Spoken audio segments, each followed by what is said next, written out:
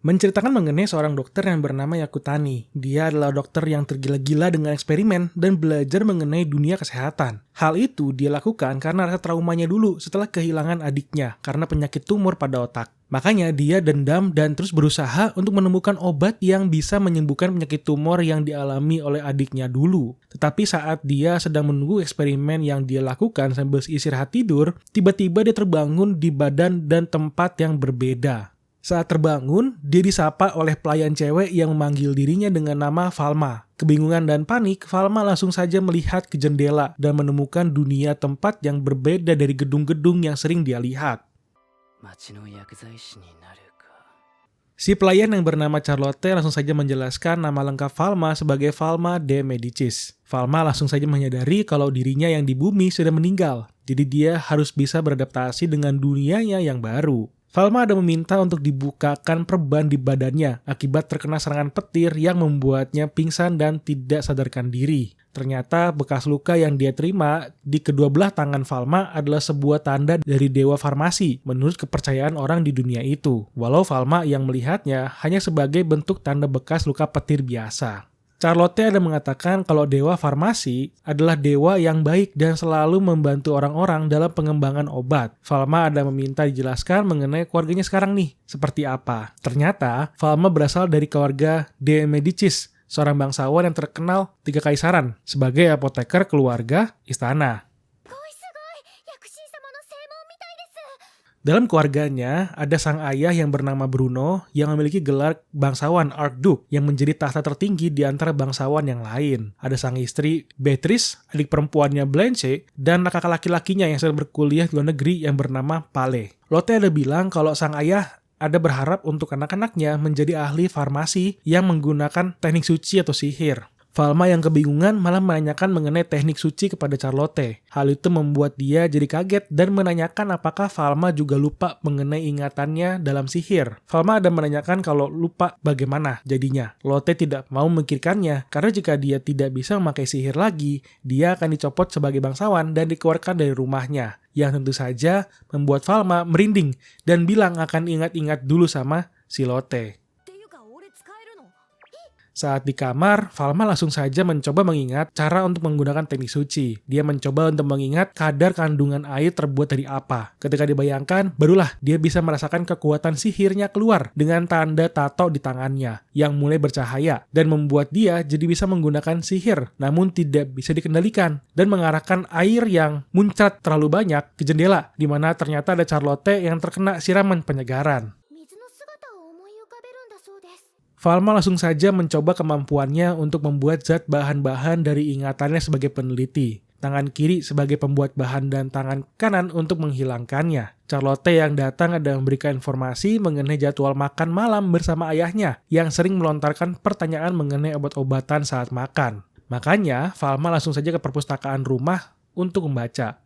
Untungnya saat membaca buku itulah yang dibaca langsung teringat oleh Falma karena itu adalah ingatan dari Falma original. Tibalah saat Falma ikut makan malam bersama keluarganya untuk pertama kali setelah bangun dari tubuh Falma sekarang ini. Dalam sisi makan, dia baru bisa merasakan kembali suasana keluarga dan memutuskan untuk hidup sebagai Falma mulai sekarang. Bruno sang ayah langsung saja melontarkan pertanyaan mengenai cara pembuatan obat yang bisa dijawab dengan lancar oleh Falma. Jadi sang ayah langsung memerintahkan Falma untuk belajar lagi dengan Eleonore besok. Ketika bertemu, Ellen langsung saja merasa aneh ketika bertemu dengan Falma yang berbicara dan berperilaku berbeda. Falma beralasan bahwa dia yang terkena petir ada kehilangan ingatannya. Ellen menjelaskan bahwa para bangsawan di dunia itu memiliki bakat teknik suci dari para dewa. Jadi, yang membuat mereka bisa menggunakan kekuatan suci. Elemen teknik suci ada api, air, udara, tanah, dan tidak ada elemen atau putih yang berbentuk positif dan negatif. Falma yang mendengarnya ada berpikir kalau itu sama seperti hukum alam dan kimia. Dia juga bertanya apakah ada kemampuan untuk menciptakan barang sesuai dengan bayangannya. Ellen langsung menjawab hal itu tidak mungkin. Meskipun ada, itu sudah pasti seorang monster yang bisa begitu. Setelah belajar teori, Ellen baru menunjukkan kemampuannya untuk praktek. Di sini, Falma yang lupa bawa tongkat ada dipinjamkan tongkat olehnya dengan mempraktekkan caranya untuk menggunakan teknik suci. Tapi ketika Falma yang menggunakan teknik suci, dia tidak merapalnya, malah membayangkannya yang membuat kekuatannya lepas kendali dengan efek yang luar biasa besar, hingga mementalkan si Ellen. Hal itu membuat Ellen kaget dan khawatir ke Falma yang tidak merapal sihir dan malah bisa menggunakan teknik berkekuatan besar. Ellen langsung saja mengambil pengukur sihir dan bisa menemukan kalau Falma itu berkekuatan sihir putih alias tidak memiliki elemen. Ellen langsung saja melihat pundak Falma yang menyala dan menemukan kalau itu adalah tanda suci dewa farmasi yang tentu saja membuatnya takut dan menyuruh Falma untuk merahasiakan hasil tes ini ke siapa-siapa. Ketika sedang istirahat, Falma langsung saja menemukan bahwa dirinya bisa menggunakan mata dewa dengan menggunakan tangannya untuk menyerupai lingkaran. Kemampuan ini berguna untuk melihat bagian dari pasien yang mengalami luka atau penyakit yang membuat Ellen mengingat dewa farmasi. Ditambah Ellen baru menyadari kalau Falma itu tidak memiliki bayangan yang membuatnya takut dengan Falma dan kabur begitu saja. Keesokan harinya, Falma mendapatkan kabar bahwa Ellen sedang sakit dan berencana untuk tidak mengajar Falma lagi. Bruno langsung memerintahkan Falma untuk mengantarkan obat buatannya untuk Ellen. Namun Falma ada melihat komposisinya dan menemukan bahwa obatnya tidak terlalu efektif. Dan dia pun ada membuat obat tambahan untuk demam. Sesampainya di rumah Ellen, Falma disamperin dengan kewaspadaan dari Ellen yang memakai baju armor besi. Tentu saja hal itu karena dia takut akan status Falma yang tidak jelas. Ketika ditanyakan, ada urusan apa? Falma hanya ingin mengantarkan obat atas perintah ayahnya dan obat buatannya untuk demam. Ellen yang masih waspada karena takut diracuni dan Falma di situ sudah mulai berkata jujur bahwa dia sebenarnya membutuhkan Ellen karena dia butuh guru untuk belajar teknik suci. Perkataan Falma sendiri membuat Ellen jadi tersentuh dengan memutuskan untuk melanjutkan mengajar Falma di kediamannya, walau dengan banyak pertimbangan sebelumnya. Keesokan harinya, Ellen langsung saja melanjutkan tugasnya sebagai guru teknik sihir ke Falma dan mulai mengajarinya berbagai macam teknik sihir di Pulau Kosong untuk berjaga-jaga jika kekuatan Falma lepas kendali. Setelah beberapa hari berlalu, di kediamannya, Falma ada menggunakan mata dewa untuk memeriksa berbagai penyakit yang diderita oleh pelayan dan pekerja. Dia pun ada berinisiatif untuk membuatkan obat untuk mereka. Charlotte yang pertama kali diberikan obat untuk tangannya yang kasar, baru deh dia memberikan obat untuk masing-masing pelayan yang terkena penyakit. Tentu, Lotte ada menjelaskan bahwa ini pertama kalinya mereka diberikan obat. Karena harga obat yang mahal, jadi warga biasa itu tidak bisa atau jarang sekali bisa mendapatkan obat yang sesuai dengan penyakit mereka. Mendengar hal itu, tentu saja Falma jadi terpikirkan sebuah ide untuk masa depan nanti agar dia bisa memberikan obat yang bisa dinikmati oleh masyarakat biasa. Falma yang ada datang ke ruang makan pagi-pagi ada melihat orang tuanya yang sedang khawatir. Ternyata adiknya Blanche sedang mengalami penyakit cacar air. Bruno yang memerintahkan untuk tidak dekat-dekat dengan Blanche selama 3 minggu, jadi hanya pelayan saja yang bisa merawatnya. Dia ada mengatakan bahwa jangan sampai lengah, karena jika sudah pernah terkena sekalipun, tetap saja tidak boleh dekat-dekat. Tapi Falma yang mengerti obat langsung saja membuatkan obat untuk menyembuhkan cacar air adiknya yang baru. Setelah selesai, dia pun langsung saja menjenguk Blanche untuk memberikan obatnya. Walau pahit, Falma memberikan obatnya melalui kue makaron agar tidak terlalu pahit untuk anak kecil. Saat dirawat, Blanche merasa senang dengan perubahan yang terjadi pada Falma, yang lebih peduli dan bisa lebih dekat dengan adiknya sekarang ini. Hal ini juga bagus untuk Falma yang merasa senang karena memiliki adik perempuan lagi di dunia barunya. Keesokan harinya, Falma yang sedang berada di ruang penelitiannya ada mulai membuat sebuah prototipe mikroskop kecil dan berhasil dalam pembuatannya. Namun tiba-tiba dia dipanggil oleh Bruno dan diperintahkan untuk bersiap karena mereka akan pergi ke istana atas panggilan darurat ratu. Sesampainya mereka ke tempat ratu, akhirnya bisa terlihat keadaan ratu yang kelihatan sudah tidak berdaya alias sudah sekarat. Bruno langsung saja memeriksa penyakit ratu di depan banyak orang sembari dilihat oleh Falma. Teknik pengecekan penyakit yang dilakukan oleh Bruno memang cukup berbeda dari yang dia ketahui di bumi. Hasil analisis mereka masih menggunakan rasio bintang untuk mencari hasil akhirnya. Hal itu membuat semua orang terlihat sudah pasrah karena rasio bintang sedang buruk, yang mengartikan bahwa ratu sebentar lagi wafat. Berbeda dengan Bruno yang masih berusaha untuk memberikan obat untuk meredakan rasa sakit sang ratu, Falma yang melihatnya cukup bergetan karena hal itu tandanya mereka sudah menyerah dengan penyakit yang dialami oleh ratu. Falma langsung saja menggunakan mata dewanya untuk melihat penyakit apa yang dialami oleh ratu dan menemukan bahwa ratu mengalami penyakit White Death. Tiba-tiba saja, ketika sedang berpikir, ada pangeran yang datang untuk menemui ratu sambil menangis karena tidak mau ditinggalkan oleh ibunya, yang tentu saja membuat orang yang melihatnya ikutan sedih. Falma langsung saja terteguh dengan berjalan langsung ke hadapan ratu dan menawarkan diri untuk menyembuhkan penyakitnya. Tentu saja ketika mendengarnya, Bruno dan yang lain langsung kaget dan menyuruh Falma untuk mundur. Sang ratu yang sudah pasrah langsung saja menerima tawaran Falma karena tidak ada pilihan lain dan dia hanya melihat Falma saja yang belum menyerah dalam menyembuhkan penyakitnya. Falma langsung saja ke ruang obat untuk meracik obat, tapi dia mengunci pintu masuk dengan es karena ayahnya yang berniat untuk masuk dan menghalangi Falma. Nah, ketika sedang meracik obatnya, Falma langsung saja menunjukkan kemampuannya sebagai dokter jenius yang menuliskan rumus kimia di atas cari kertas. Tapi saat dia sudah mulai berhasil memformulakan obatnya, tiba-tiba ayahnya menggunakan sihir untuk menghancurkan pintu masuk dan langsung saja menahan Falma. Karena dalam pemahamannya, tidak ada obat yang bisa menyembuhkan White Death, yang tentu saja membuat Falma kaget karena ayahnya bisa mengetahui penyakit yang diderita oleh ratu. Bruno mengatakan bahwa pengetahuannya harus bisa menenangkan hati pasien, makanya dia tidak mau menunjukkan nama penyakit di depan ratu. Dia juga mengatakan bagaimana jika obatnya tidak mempan, yang membuat Falma berteriak bahwa Bruno juga harus minum obatnya, karena Falma tahu bahwa Bruno juga mengalami penyakit White Death. Falma yang mulai melanjutkan pembuatan obatnya langsung diserang oleh Bruno. Namun ternyata Falma langsung membuat dinding es yang membuat batas antara Falma dengan ayahnya. Bruno yang melihat Falma tidak menggunakan mantra langsung saja kaget dan menanyakan siapa sebenarnya Falma. Ketika melihat buku di meja, Bruno semakin curiga dengan apa yang dia tulis. Falma mengatakan bahwa itu adalah resep obat baru untuk melawan banyak penyakit. Dia mengatakan bahwa dia memimpikannya setelah tersambar petir, dan Bruno pun langsung melihat tanda di bahu Falma adalah simbol suci dan menanyakan apakah Falma menerima wahyu dari dewa farmasi. Falma menjawab bahwa dia tidak tahu. Tapi Bruno langsung menurunkan kecurigaannya dan mulai menerima perkataan Falma yang bisa menyembuhkan ratu dan bilang kalau Falma harus bisa memberikan obatnya sendiri karena dia yang membuatnya. Dan itulah ajaran yang sering diberikan padanya oleh Bruno. Dia pun ada mengatakan bahwa ratu sudah mempertaruhkan nyawanya untuk meminum obat buatannya. Dan Falma pun harus sama, bisa mempertaruhkan nyawanya untuk bisa membuat obat yang terbaik. Hal itu tentu membuat Falma jadi semangat.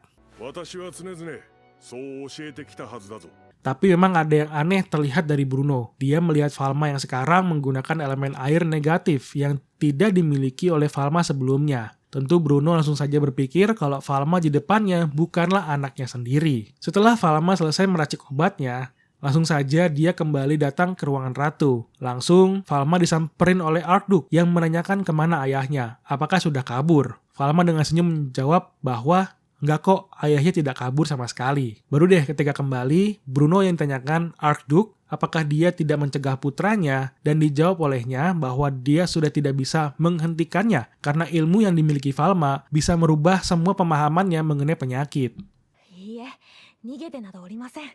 Sebelum Falma memberikan obatnya, dia ada memberikan temuan baru untuk memberikan pemahaman mengenai bakteri dalam darah, di mana ratu bisa melihat bakteri yang mirip cacing bergerak di darahnya. Tentu Archduke dipanggil juga untuk melihat dan membuatnya cukup kaget. Baru deh, Falma menjelaskan bahwa bakteri itu adalah penyebab penyakitnya dan mulai memberikan obatnya yang akan diminum selama 6 bulan. Cara minumnya pun akan diminum secara bersamaan olehnya. Baru deh setelahnya Falma mulai bisa menjelaskan alat untuk melihat bakterinya dan cara obatnya bekerja di hadapan semua orang yang menonton. Di kereta pulang, Bruno yang mulai mengingat bagaimana cara dia mendidik Falmanya dulu hingga sekarang yang sudah menerima wahyu dari Dewa Farmasi. Rasa canggung mereka terasa sampai pulang ke depan kediamannya. Falma langsung saja memberikan obat White Death ke Bruno dengan harapan bisa meminumnya juga. Tentu saja Bruno yang menganggap Falma sebagai dewa juga langsung menerima jika itu permintaan sang dewa. Tapi Falma bilang tidak ada yang berubah. Karena meskipun pengetahuannya luas, tetap saja dia juga masih butuh bimbingan Bruno sebagai pembimbingnya dalam menjalankan farmasi pengobatan di dunia itu, terutama ketika menghadapi pasien yang tidak pernah dirasakan oleh Yakutani di Jepang. Ketika mendengarnya, langsung deh Bruno yang tersentuh dan mulai menyalami tangan Falma dan berterima kasih. Setelah 3 bulan berlalu semenjak Falma mengobati sang ratu, dia sudah mulai terbiasa untuk berdiskusi mengenai pengetahuan mengenai penyakit dan obat bersama dengan ayahnya setiap hari. Bruno udah menyebutkan bahwa ada universitas yang meminta untuk menyebarkan resep untuk obat White Death-nya yang dimana ditolak olehnya, karena itu adalah keajaiban dari dewa farmasi. Namun Falma membalas, sebenarnya dia akan menyebarkannya nanti jika fondasi untuk pemahaman di dunia itu sudah mulai berkembang. Prinsip Falma yang memilih untuk pengetahuan yang bermanfaat harus dibagi dengan semua orang agar bisa muncul pengetahuan baru nantinya. Bruno yang mendengarnya setuju dengan prinsip Falma. Namun tentu saja dia yang sudah lama di bidang farmasi mengerti bahwa pemahaman seperti itu tidak bisa lagi diterima oleh orang lain dengan mudah. Karena ilmu yang dia miliki itu adalah sebuah kelainan dan pastinya akan banyak orang yang ingin menyingkirkannya. Bruno juga mengatakan sebuah informasi bahwa ada kabar mengenai penyakit White Death itu memang sengaja dibawa ke kerajaan dan spesifik mengincar sang ratu. Tapi Falma yang mengerti bahwa penyakit itu intensitas menularnya hanya 10% saja. Tapi bukan berarti hal itu tidak mungkin, karena Bruno ada mengingat ahli farmasi sesat yang pernah dia lawan dulunya. Sesampainya Falma di ruang ratu, dia ada diajak ngobrol oleh pangeran, di mana dia memiliki informasi mengenai hadiah yang akan diberikan pada Falma karena dia adalah penyelamat sang ratu. Pangeran ada menanyakan apa yang ingin dia capai. Falma langsung mengingat bahwa dia ingin membuka sebuah apotek untuk masyarakat tanpa membedakan status sosial. Falma yang sedang mengecek status ratu setelah diberikan obat ada membicarakan mengenai kehidupannya sekarang ini, di mana sang ratu sempat merasakan putus asa ketika semua orang sudah menyerah dan statusnya sebagai ratu tidak ada artinya. Tapi Falma membuat ratu terbuka pikirannya dengan memutar pikiran ratu bahwa yang terpenting dalam kehidupannya bukan hanya sebagai ratu, namun sebagai ibu untuk para pangeran yang lebih membutuhkannya. Hal itu tentu saja membuat sang ratu jadi semakin menyukai Falma dan mulai memikirkan bahwa kehidupan dia yang sekarang ini bukan hanya untuk masyarakat, namun untuk orang yang dia sayangi juga. Karena mereka juga merasa bahwa ratu itu juga orang yang berharga. Apalagi dikarenakan manusia itu terus melangkah menuju kematian, dan ketika sudah mengalami sudut kematian, pasti manusia itu bisa menjalani kehidupan yang lebih baik di kesempatan kedua. Keesokan harinya, Bruno udah dipanggil oleh ratu untuk membicarakan mengenai hadiah yang akan diberikan pada Falma. Dan barulah tiba waktunya, ternyata mereka langsung saja menghadiri acara resmi di kerajaan. Bruno langsung dinobatkan untuk mendapatkan hadiah atas pencapaiannya sebagai perawat dan pelatihan ahli farmasi pada generasi baru. Setelahnya, tiba-tiba sang ratu ada memanggil Falma untuk diberikan hadiah atas kerja kerasnya yang sudah membantu menyembuhkan sang ratu, dan dia diangkat sebagai ahli farmasi kerajaan yang resmi. Tentu, dia pun mendapatkan lencana ahli farmasi istana. Ditambah hadiah lagi untuk Falma adalah izin untuk membuka apotek di ibu kota kekaisaran atas izin dari ratu langsung. Informasi itu memang didapatkan dari pangeran atas pembicaraannya dulu. Tanpa basa-basi kan, Falma langsung saja disamperin oleh para pekerja yang memulai pembangunan apotek Falma. Dengan bantuan dari Ellen yang sudah datang karena diperintahkan untuk membantu Falma nantinya, Falma langsung saja diberikan kertas untuk mendesain apotek yang akan dibangun seperti apa. Karena tekanan untuk cepat-cepat itu dikarenakan nyawa orang itu dipertaruhkan. Untungnya, apotek desain Falma langsung saja bisa digambar dengan mudah untuk diikuti oleh pekerja. Ditambah tekanan baru adalah memilih nama. Falma pun ketika sedang mendumel sendiri sambil mikir bahwa dia akan membangun apotek di dunia lain, itu langsung didengar oleh pekerjanya. Makanya nama apotek Falma adalah apotek dari dunia lain. Tapi tiba-tiba saja ada seorang bapak-bapak yang bernama Veron, seorang kepala serikat ahli farmasi Saint Fleuve, yang langsung saja meledek dan merendahkan Falma, yang seorang bangsawan dan hanya seorang anak kecil, yang ingin membuka apotek dengan harga obat yang murah. Tentu hal itu sangat dibenci olehnya. Tapi untungnya ketika sedang merendahkan Falma, ada Ellen yang langsung marah dan mengusirnya. Saat sedang mengurusi pekerja yang akan bekerja di apotek, ada Lotte yang mau disuruh pulang oleh Falma. Namun karena rintihan dan tangisan Lotte yang selalu ingin bareng Falma, dia pun tetap dipilih untuk membantu apoteknya. Tapi ketika di rumah, Falma ada melihat banyak orang yang menangis. Ternyata ada kepala pelayan Kedrick yang pensiun dini karena kakinya yang tidak bisa bekerja lagi. Saat Falma bertemu ayahnya, ternyata itu adalah rencana untuk membantu Falma dalam merekrut Kedrick untuk membantunya dalam pengurusan keuangan apotek. Ditambah Bruno pun langsung memberikan dana tambahan untuk Falma sebagai hadiah atas pembukaan apoteknya yang baru. Akhirnya, apotek dunia lain milik Falma pun sudah resmi dibuka, meskipun dengan banyak masyarakat biasa tidak percaya dengan kapasitas seorang anak kecil bangsawan yang ingin membuka apotek. Hal itu terbukti dari Lotte yang mengadakan angket atau penelitian kecil-kecilan untuk melihat respon dari masyarakat. Memang masalahnya itu dasar banget, yang menjadi masalah terbesar mereka. Seperti lambang kerajaan yang bikin mereka takut, banyak bangsawan yang membuat masyarakat biasa itu takut untuk masuk, dan yang punya masih bocah. Tapi tentu saja, masih ada satu orang kakek-kakek yang masih sering datang, yaitu adalah kakek Jin, seorang lelaki tua yang sering beli permen pelaut. Falma yang ada mengantarkan Jin keluar, tiba-tiba disamperin oleh orang tuanya yang ternyata sedang menyamar. Bruno langsung saja minta izin pada Falma untuk melihat tempat apoteknya yang baru. Tentu saat melihat, Bruno cukup puas dengan aturan dan desain yang digunakan oleh Falma. Karena setiap tempat digunakan dengan memikirkan skenario yang akan sering terjadi atau sering digunakan oleh dirinya dan para pegawai. Tapi yang jadi masalah adalah ketika ditanyakan mengenai pelanggan. Falma dengan jujur agak susah menarik pelanggan. Dan ibunya ada menyarankan untuk menjual kosmetik pada bangsawan dengan murah. Pastinya hal itu cukup membantu menarik perhatian masyarakat biasa. Terlebih untungnya saja Falma pernah ikut penelitian mengenai kosmetik dulunya.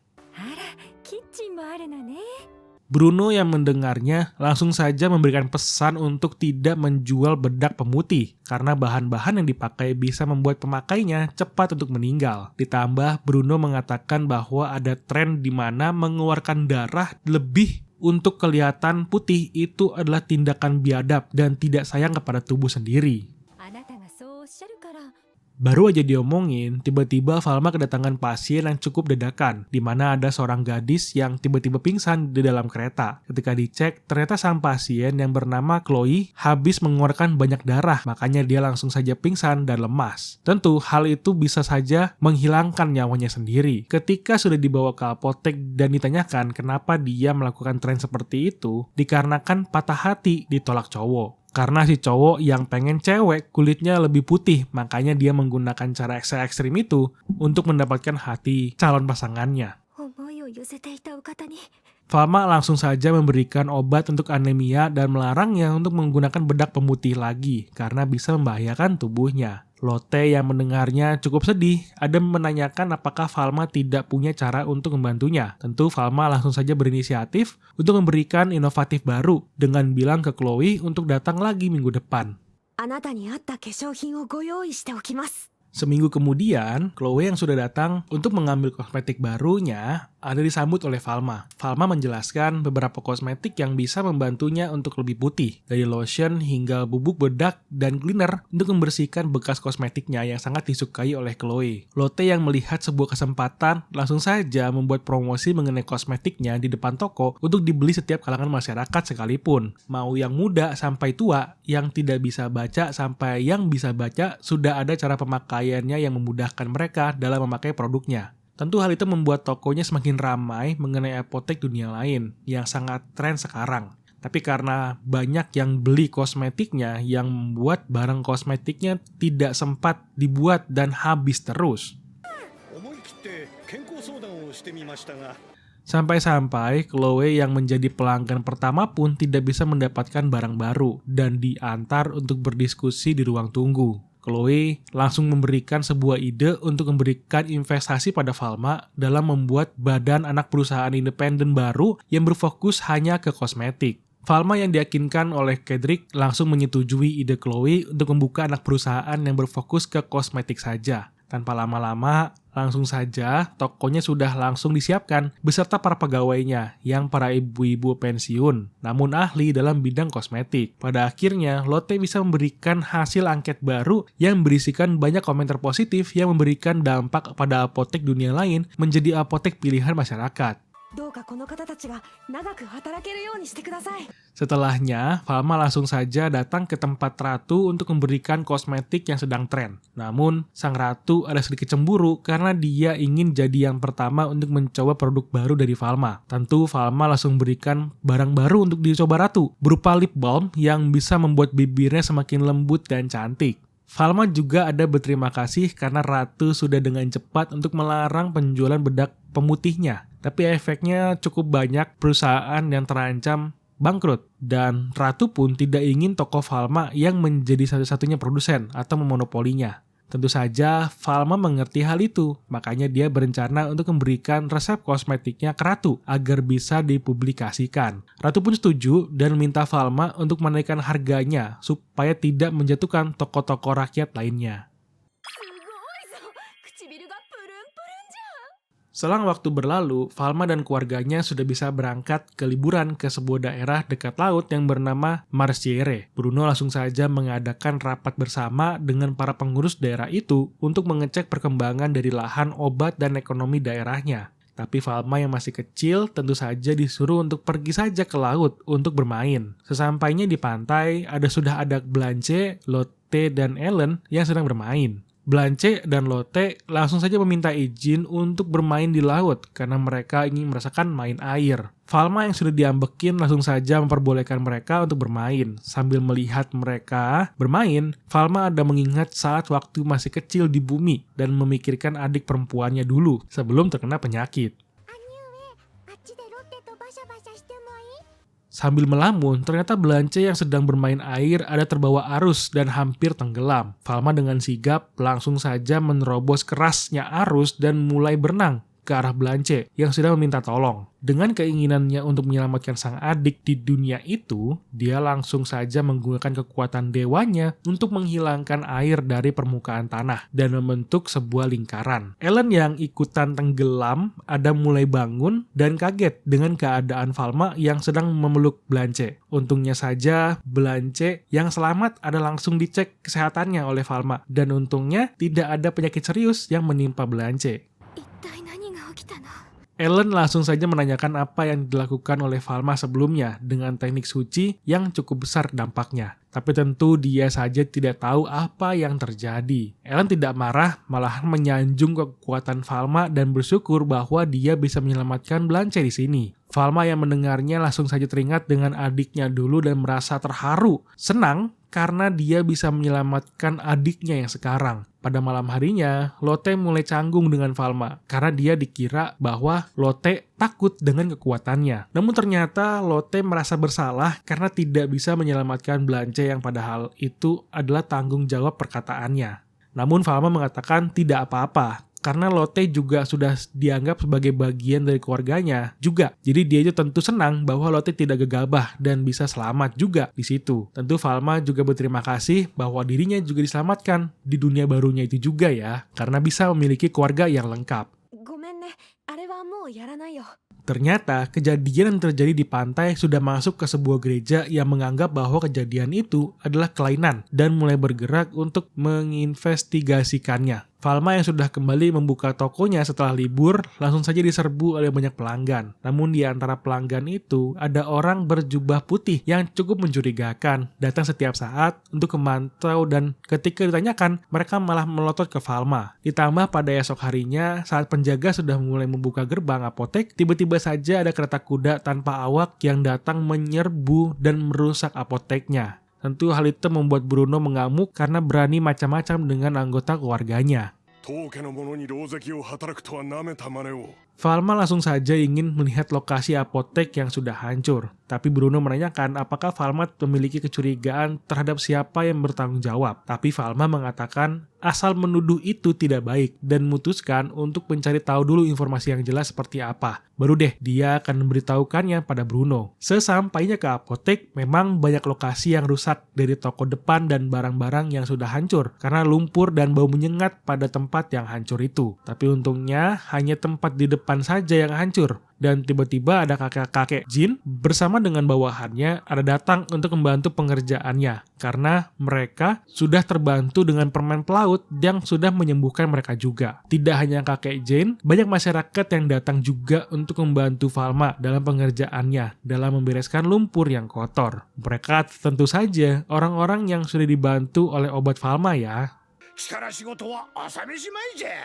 Saat sedang bersih-bersih, ada perempuan yang meminta pertolongan bahwa ayahnya sedang pingsan dan Falma pun langsung pergi ke sana untuk memeriksanya dengan meninggalkan Kendrick bersama dengan orang lain. Sesampainya dia ke lokasi, bukannya pasien yang dilihat, namun segerombolan orang berbaju putih yang datang untuk mengepungnya dengan satu orang laki-laki yang berpakaian seperti ketuanya yang mengaku sebagai pengadil dari kerajaan suci dan menganggap Falma sebagai kelainan. Ternyata, para orang berjubah putih itu adalah biro pengadil dari kuil yang biasanya mengemban misi untuk menghabisi roh jahat dan kesesatan. Makanya, mereka yang menerima informasi mengenai orang yang tidak memiliki bayangan dan menyangka Falma itu sebagai iblis.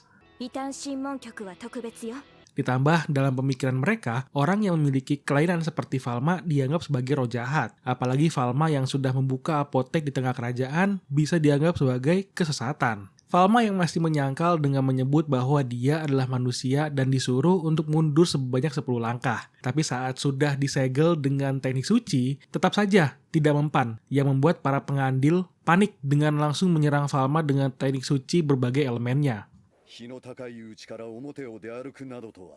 Untungnya saja, Falma yang mengerti cara mengendalikan kekuatannya ada menghalau berbagai serangan yang diarahkan ke arahnya. Tapi berbeda dari orang biasa, Falma memiliki pengetahuan mengenai sumber pembentukan kimia dari sihirnya. Jadi dia dengan mudah bisa menghalau serangan dari para pengadil. Salomon yang mulai pasrah sudah tidak peduli lagi, langsung memerintahkan bawahannya untuk menghabisi Falma. Tapi setiap serangan yang dilancarkan tidak ada yang mempan, karena Falma langsung saja membentuk bongkahan es besar untuk melindunginya dari serangan. Karena sudah tidak sabaran, Falma langsung saja mengeluarkan seluruh kemampuan teknik sucinya yang membuat orang-orang itu tidak berkutik dengan melihat es besar yang melayang.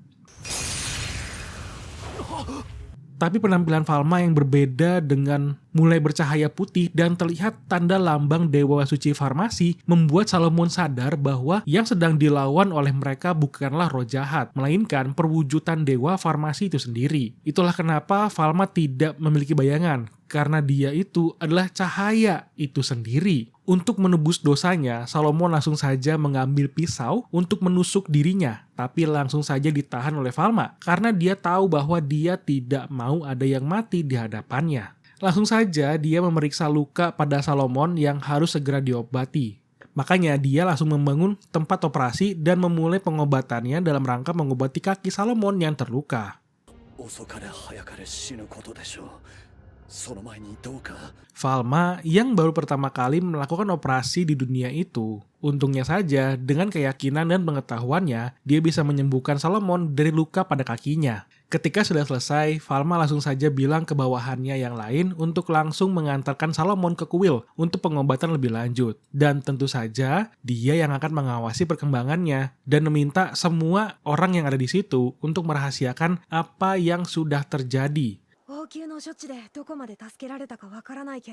Beberapa bulan kemudian, langsung saja kepala pendeta baru datang ke apotek dunia lain untuk berkunjung dengan membawakan oleh-oleh sambil menyapa Falma untuk berterima kasih dan memberikan hadiah kepadanya. Salomon ada membawa sebuah tongkat yang akan cocok dengan Falma. Itu adalah tongkat suci yang dipakai oleh Dewa Farmasi itu sendiri, yang bisa dipakai untuk memakai 4 elemen sesuai dengan elemen Falma. Falma yang mulai memegang tongkatnya langsung saja bercahaya, yang menandakan bahwa tongkatnya sudah kembali ke pemilik asli. sebagai dewa farmasi itu sendiri yang tentu membuat Solomon terkejut lega ketika melihatnya.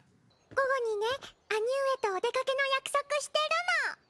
Ellen yang terpukau dengan tongkatnya ada ingin mencoba memegangnya, namun ternyata tongkatnya langsung tembus pandang ketika ingin dipegang oleh Ellen dan tidak memperbolehkan Ellen untuk memegangnya. Jadi kelihatannya hanya Falma saja yang bisa memakai tongkat itu, apalagi tongkatnya bisa membuat Falma terbang dengan mudah. Jadi sekarang ini Solomon sudah jadi pengikut fanatik untuk Falma ya. むしろあなた様がお使いくだされば杖も本望でしょう。 Ketika mengantarkan Solomon pulang, Falma ada diberikan sebuah hadiah berupa pendan untuk menekan kekuatan suci Falma yang membuat dia bisa memiliki bayangan. Tentu hal itu sangat disenangi olehnya, karena dia hanya ingin berjalan dengan orang-orang terdekatnya yang memiliki bayangan juga. Solomon yang mendengarnya tentu merasa senang dengan pola pikirnya yang melihat belas kasih dan kebaikan dari dewa farmasi. Sorenya, Falma, Blanche, dan Lotte ada mulai berbelanja di kota sambil menikmati waktu mereka. Tapi Falma ada mulai berpikir mengenai rencana selanjutnya mengenai pekerja apoteker tambahan untuk apotiknya. Namun, karena masih ada serikat apoteker yang sudah memonopoli, jadi agak susah untuk dirinya mengembangkan apotik di dunia itu. Ditambah, Falma ada mendengar pembicaraan mengenai seorang pelanggan di toko obat yang menanyakan kenapa mereka tidak menjual obat yang sama seperti apotik dunia lain. Namun karena mereka masih bagian dari serikat apoteker, jadi tidak bisa sembarangan menjual obat yang belum diizinkan oleh serikat. Makanya Falma yang mendengarnya jadi ingin membangun serikat baru untuk mempermudah masyarakat mendapatkan obat baru. Untungnya saja ada Kedrick yang bisa membantu pengurusan surat-surat dalam membentukkan serikat barunya ya. Pada malam hari, ada pemilik toko apotik yang sedang mengalami bencana, di mana anaknya ada sakit dan obat yang dia racik tidak mempan sama sekali, yang membuat dia pun bingung dengan apa yang harus dia lakukan. そういえば、2店舗あれば設立はできるわね。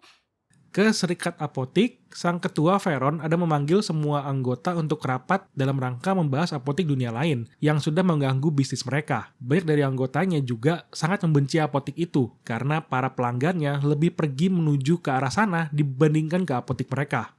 Veron yang sudah mengakui bahwa dialah yang mengirimkan teror ke apotik dunia lain ada kesal karena backingan dari Falma adalah Bruno de Medicis dan sang ratu itu sendiri. Jadi dia tidak bisa menyerang langsung dan hanya bisa memerintahkan anggotanya untuk menunggu saja sampai trik bangsawan bocah seperti Falma terbongkar yang akan membuat bisnis mereka bangkit lagi. Tetapi hanya ada satu orang saja yang melihat Veron dengan tatapan tidak setuju.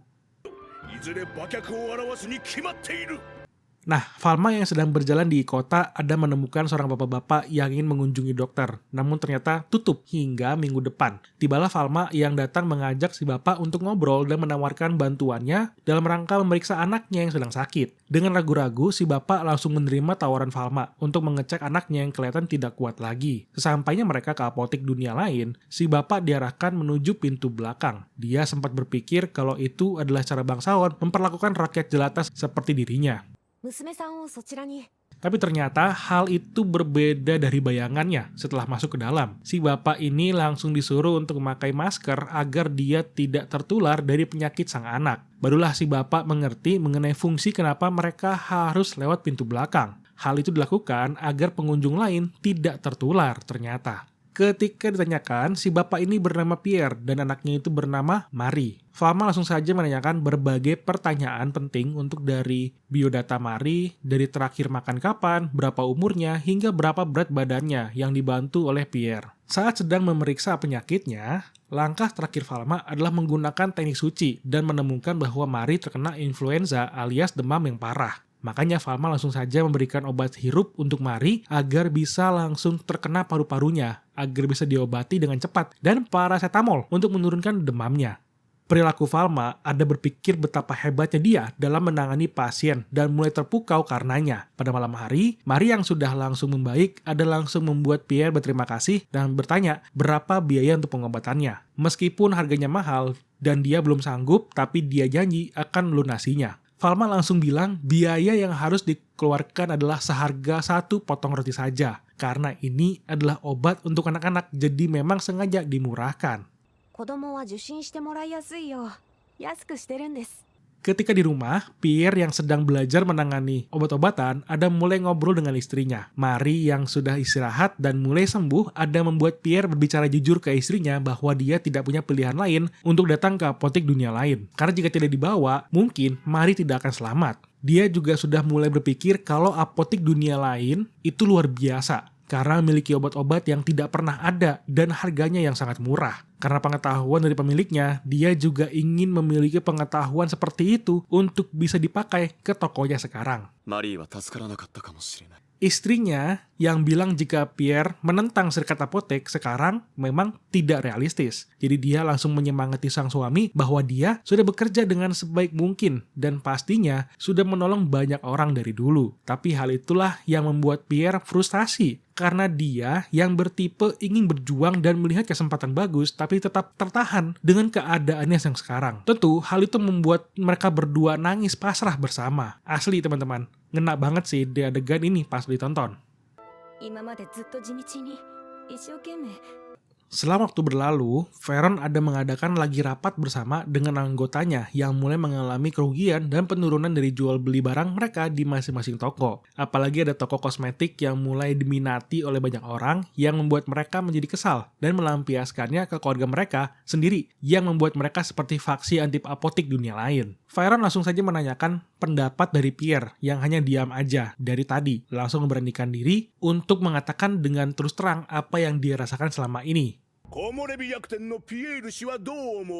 Dia mengatakan bahwa seharusnya serikat apotek bisa belajar dari toko apotek dunia lain yang bisa berkembang pesat seperti itu. Karena dari kualitas barang hingga harga dan pelayanan yang sesuai dengan masyarakat lah yang membuat orang untuk percaya dan datang lagi. Veron langsung menepis perkataan Pierre yang masih menganggap bahwa dia dikelabui oleh inovasi dan perbedaan mereka. Dia menganggap bahwa itu semua masih permainan dari bangsawan, karena bangsawan yang tidak pernah mau memperhatikan rakyat jelata dan menjadikan mereka sapi peras pajak saja. Makanya jika tidak karena itu, mungkin anggota keluarga Veron dulunya bisa diselamatkan oleh bangsawan yang memiliki teknik suci. Jadi memang Veron ini memiliki kebencian ke bangsawan karena rasa trauma yang dia alami juga ya kelihatannya.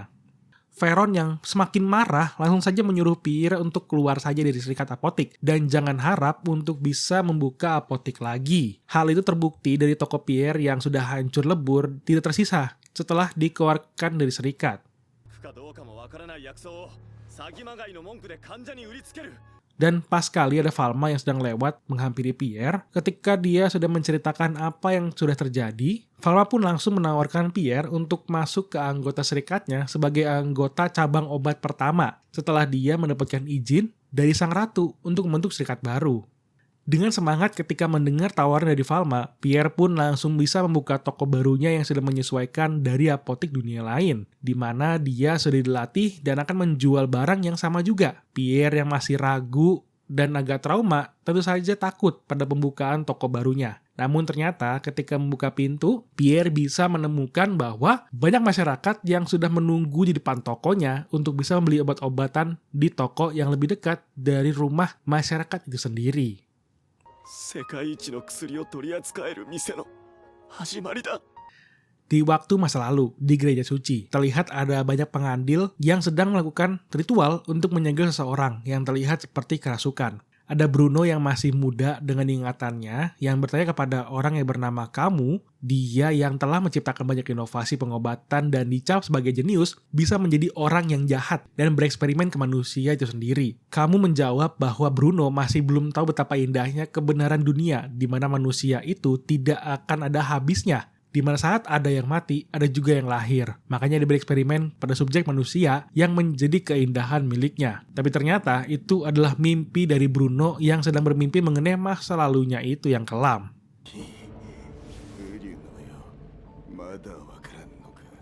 Pada pagi harinya, saat sarapan pagi bersama, Valma ada melihat wajah Bruno yang terlihat pucat dan menanyakan apakah sang ayah sedang lelah. Bruno menjawab bahwa dia tidak apa-apa, hanya sedang memikirkan sesuatu saja. Seorang pelayan pun langsung menghampiri Bruno untuk mengantarkan surat dari Pale, anak pertama yang mengatakan bahwa dia tidak bisa pulang dalam waktu dekat. Karena surat itu, Bruno ada mengajak Valma untuk menemuinya di kantor setelah sarapan. Pada surat yang diberikan oleh Pale, ternyata ada epidemi aneh yang mewabah di Pulau Pantai. Akibat penyakit ini, setidaknya sudah ada 1.000 orang yang meninggal. Bahkan peneliti yang membawa sampelnya saja sudah memakan 2 orang korban ketika sedang meneliti.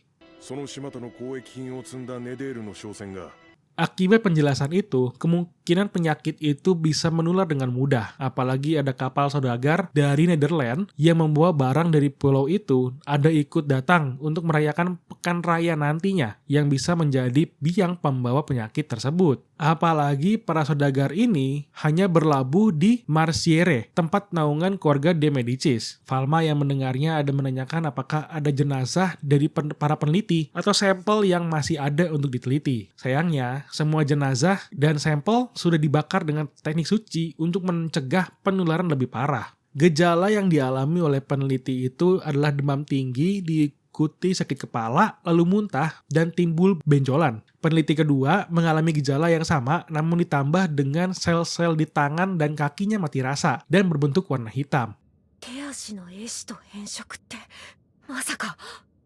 Falma yang mendengar efek dari penyakitnya ada menduga penyakit apa yang menjadi epideminya. Namun untuk memastikan, dia ada bertanya pada Bruno apakah ada informasi tambahan mengenai hasil dari peneliti. Bruno menjawab kelihatannya ada data baru karena di Universitas Novalaut ada mikroskop buatan Falma yang dipakai untuk memudahkan mereka melihat bakteri dalam virusnya. Makanya Falma pun ada meminta skema sampel dari penyakitnya untuk dikirimkan ke dia untuk mengetahui penyakit apa yang menjadi lawannya kali ini. Falma yang sedang berada di apotiknya ada disamperin oleh Ellen untuk membicarakan mengenai penyakit mematikan. Di waktu yang bersamaan, ada Lotte yang mengantarkan sketsa penyakit dari Pale. Saat dibuka, Falma langsung saja kaget dengan penyakit yang paling ditakutkan. Falma mengatakan bahwa itu adalah sketsa penyakit dari wabah pes. Tentu langsung saja Falma dan Ellen langsung mengirim muridnya ke Marsiere sebagai perwakilan dulu untuk membuat tenda dan pos checkpoint untuk pemeriksaan dan isolasi para orang yang datang di dermaga yang terkena penyakitnya. Setelah itu langsung saja Falma datang ke Bruno untuk melaporkan hasil penemuannya yang mengatakan bahwa itu adalah wabah hitam. Bruno pun memikirkan hal yang sama. Makanya, Falma menjelaskan bahwa penyakit ini ditularkan melalui binatang, hama seperti tikus yang membawa penyakitnya ke seluruh pemukiman masyarakat. Bruno udah takut dengan wabah penyakit ini bisa membawa kehancuran bagi kerajaan mereka. Namun Falma langsung mengatakan bahwa dia sudah menciptakan obat untuk penangkal penyakitnya, walau hanya dirinya saja yang bisa menciptakan obatnya. Namun, untungnya dia sudah menyebar obatnya ke semua tempat untuk berjaga-jaga juga. Karena pekan raya yang sudah mulai dekat, Bruno dan Falma langsung saja bergerak menuju istana untuk melaporkan penemuan mereka. Ketika sedang melapor, Falma langsung meminta untuk menciptakan sebuah pos di setiap tempat di kerajaan untuk mencegah penyebaran dan memotong sumber penyakitnya. Ditambah, masyarakat diminta untuk menghabisi hama tikus dan kutu, bersihkan pakaian dengan cara direbus agar bisa mencegah penyebaran wabah dan memutus rantai epideminya. Setelah banyak pos yang sudah dibuat, Falma sudah berhasil menciptakan mikroskop versi terbaru untuk membantu melihat bakteri dan virus lebih dalam. Ditambah, mikroskop ini bisa mengurangi resiko sampel bersentuhan dengan mata atau mulut peneliti. Pierre yang membantu Falma sekarang sudah menyelesaikan tugasnya untuk mendistribusikan obat yang dibuat oleh Falma. Nantinya, jika ada yang terinfeksi, harus diberikan secara gratis agar memutus rantai wabah mematikannya sesuai dengan arahan dari Falma. Dia yang akan berangkat menuju Marsiere ada meminta Pierre untuk menjadi penjaga di ibu kota dalam menangani penyakit wabah hitam yang mematikan itu. Ratu yang mulai menerima laporan dari para menteri sudah mendapatkan kabar bahwa persiapan pekan raya sudah mulai siap dan setiap pos penjaga juga tidak mengalami masalah sejauh ini. Ditambah dengan pendeta dari kuil agung kekaisaran juga mengerahkan pemilik teknik suci angin dan meningkatkan patroli pemurnian di daerahnya. Di apotik dunia lain, Falma yang sedang ingin berangkat ada mulai ragu-ragu apakah dia bisa melawan wabahnya atau tidak. Namun Ellen yang memegang pundak Falma ada mengatakan bahwa dia tidak perlu khawatir, karena dia pasti berhasil. Apalagi ada orang yang menunggunya pulang dan semua sudah tahu bahwa kemampuan Falma yang luar biasa. Tapi di sisi lain kerajaan, ada gereja pusat yang sedang kecolongan atau sedang diserang. Karena ada seorang laki-laki yang terlihat membawa roh jahat di badannya dan berjalan menuju kota dengan membawa hama. Kelihatannya, dia ini adalah roh jahat yang sedang membawa kehancuran dan penyebab wabahnya ya. Falma dan Ellen yang sudah sampai ke Marsiere langsung mengenakan pakaian APD untuk melindungi diri dari penyakitnya. Untung saja para murid farmasi yang sudah ditugaskan sebelumnya sudah mendata berbagai tempat dan lokasi untuk melihat perkembangan wabahnya. Mereka bisa mengontaminasi perkembangan wabahnya dan menyucikan barang yang terkena penyakit dan mengisolasi orang yang terkena gejala wabah hitam. Tugas selanjutnya adalah untuk memeriksa berbagai kapal yang berisikan awak armada dan barang yang mungkin saja sudah terkena wabah hitam. Walaupun ada saat pengecekan, ada aja orang yang tidak suka dan merasa terhambat akibat pemeriksaan yang cukup lama. 感染症の疑いがあった場合には Untungnya, Falma tidak marah dan tetap mengerjakan tugasnya dengan baik, sambil menjelaskan maksud dan tujuannya dalam mengecek semua sisi dalam kapal. Ketika ingin melanjutkan ke kapal lain, ternyata sudah ada pedagang yang tidak sabaran dan mulai berantem. Tapi tiba-tiba saja ada kakek Jane yang ternyata adalah laksamana kapten kapal yang paling disegani, yaitu adalah armada merah Saint Flouvy. Kakek Jin yang langsung mengancam berbagai kapal yang tidak mengikuti aturan akan ditenggelamkan, yang membuat mereka pun akhirnya menurut. Falma yang datang menghampiri kakek Jane baru mengetahui bahwa dia adalah orang yang berpangkat tinggi. Ditambah semua permen yang sering dia beli olehnya ternyata dipakai untuk membantu anggota kapal yang terkena penyakit laut. Sekembalinya Falma ke daratan, dia langsung saja disamperin oleh Adam yang melaporkan bahwa warga desa El Estaque terlihat mulai mengalami gejala wabah hitam. Sepertinya ada orang yang sembunyi-sembunyi melewati desa secara ilegal, jadi tidak melewati pengawasan yang ketat. Langsung saja Falma yang mendengar laporan itu bersiap untuk menuju ke sana karena sudah ada korban jiwa yang banyak. Falma pun tidak mau buang-buang waktu lagi untuk langsung menuju desa yang terkena wabah hitam. Sebelum berangkat, Ellen yang mengejar Falma untuk mengatakan bahwa yang hanya bisa memeriksa penyakit wabah hitam itu hanya Falma saja. Namun Falma meyakinkan Ellen bahwa dia juga bisa melihat penyakitnya. Jadi dia meminta Ellen untuk tetap di situ agar bisa memeriksa semua orang dan langsung saja berangkat begitu saja. だからエレンはここに残って Dalam perjalanannya, Falma langsung membuat asumsi bahwa penyakit wabah hitam itu hanya tersebar lewat tikus yang ada di pemukiman warga. Namun yang masih bikin penasaran adalah kemana perginya kapal pembawa wabahnya itu. Setelah sampai, dia pun langsung melihat ada warga yang ingin pergi. Falma langsung menahan mereka untuk tetap tinggal di desa untuk diperiksa. Namun dia mendapatkan penolakan dari warga yang sudah terkena ketakutan akan penyakit yang disangka sebagai kutukan. Karena sudah tidak mau mendengar, langsung saja Falma mengeluarkan kekuatannya dengan membuat pelindung es yang besar, sebesar satu desa untuk mengarantina orang-orang di situ. Barulah Falma memperkenalkan dirinya sebagai ahli farmasi dan sudah membawa obat yang bisa menyelamatkan mereka. Ketika orang yang sudah percaya, barulah Falma diantar ke ketua desa untuk menjelaskan rencana yang akan mereka lakukan dengan membagi 3 daerah di desa untuk menyeleksi bagian orang yang sakit agar lebih mudah untuk Falma dalam mengerjakan tugasnya. これから行うことを先に説明させていただきます Pada sore hari, kelompok armada kapal merah yang sedang memantau laut ada menemukan kapal yang jauh, tersesat dari rute seharusnya. Kapal itu juga tidak menanggapi pesan yang dikirimkan. Saat didekati, mereka mulai menyadari bahwa kapal itu adalah kapal penyelundup yang menyebarkan penyakit wabah hitam. Bendera yang dikibarkan juga sudah bendera wabah. Makanya, kakek Jin bersama dengan kelompoknya memutuskan untuk menembaki kapal yang sudah terkena wabah. Hal itu bukan tanpa sebab, para anggota di kapal itu sudah meninggal semua, jadi sudah aman untuk ditenggelamkan. Padahal, Falma yang sudah menitipkan obat untuk orang yang sekiranya masih bisa untuk diobati, dan bisa pulang dengan selamat ke negaranya. Kakek Jin pun cukup berat hati dan berkata orang-orang yang bodoh para anggota kapal penyelundup itu.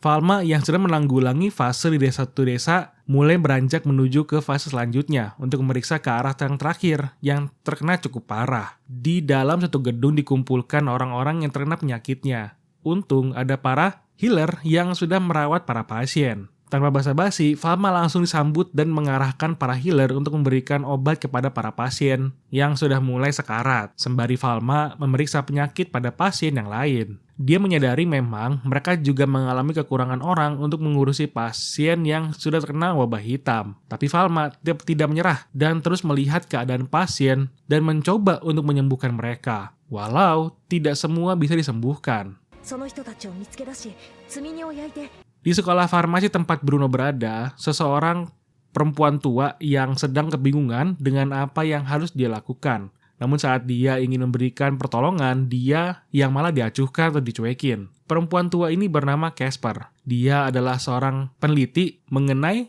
mikroorganisme. Saat di kantornya, dia ada dipanggil oleh Bruno untuk membicarakan sesuatu. 私が体感したら Casper yang sudah sampai langsung saja mengira kalau dia akan diusir dari sekolah karena penelitiannya yang akan dibatalkan dan dianggap tidak berguna. Tapi untungnya berbeda dari perkiraannya nih. Casper Sensei ternyata ditanyakan mengenai analisisnya mengenai obat yang akan bisa menyelamatkan dunia. Bruno memberikan surat yang berisikan suatu gambaran mikroorganisme yang bisa dijadikan obat. Ternyata saat melihatnya, Casper Sensei sudah mengembangkan mikroorganismenya bertahun-tahun yang lalu, yang akhirnya bisa sangat membantu Bruno dan dunia ketika melawan wabah hitam. Jadi Casper Sensei bukan dipecat, malah makin naik gajinya ya. Tapi dalam keadaan senang itulah, Bruno menerima laporan baru dari Marciere. Laporan itu berisikan mengenai para penyelundup yang kabur dan mulai mengarah ke ibu kota dengan ancaman untuk membawa penyakitnya yang tentu saja langsung Bruno sampaikan ke Ratu. Ketika mendengarnya, langsung saja Ratu memerintahkan semua orang untuk mengetatkan pertahanan di ibu kota dan mulai bersiaga dengan ancaman yang mungkin bisa muncul sebentar lagi. Falma yang sudah mengetahui bahwa akan ada wabah ke ibu kota langsung saja pergi. Dalam perjalanan, dia bisa menemukan bahwa healer dari gereja sudah menangkap orang yang menjadi buron atau si penyelundup kapalnya. Ketika diinterogasi, mereka ditinggalkan karena sudah terkena demam. Falma langsung mengancam mereka untuk memberikan informasi mengenai paket yang dibawa. Jika tidak, mereka tidak akan diberikan obat. Salah satu penyelundup langsung takut dan memberitahu bahwa mereka ada membawa tupai terbang dari Pulau Putih, pulau yang terkena wabah hitam untuk pertama kali. Ketika mendengarnya, Falma langsung connect tuh kalau ternyata memang benar ada orang yang sengaja mengincar kerajaan dengan penyakit. Karena rencana pertama mereka gagal, akhirnya mereka memulai rencana keduanya sekarang.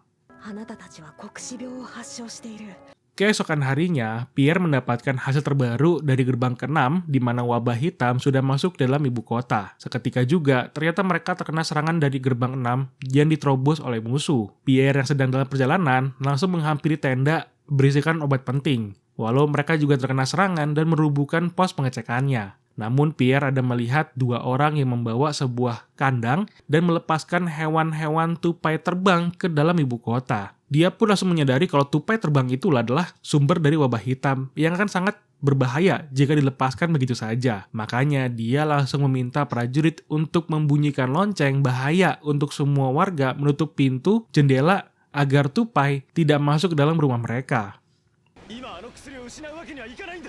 Ratu yang sudah mengadakan pertemuan dengan bawahannya langsung saja diinformasikan bahwa Kesatria Suci dari Netherlands telah menyerang kota. Bruno langsung saja menjelaskan bahwa kapal penyelundupnya juga berasal dari Netherlands, yang bisa diasumsikan bahwa mereka lah yang membawa wabah hitam ke kerajaan. Sang ratu langsung kebingungan dengan tujuan dari Netherlands karena mereka harusnya adalah sekutu. Tapi ada informasi bahwa Netherlands ada merekrut ahli farmasi baru ke tempat mereka yang mungkin saja adalah sang ahli farmasi sesat yang mengerti mengenai penyakit dan wabah, kata Bruno.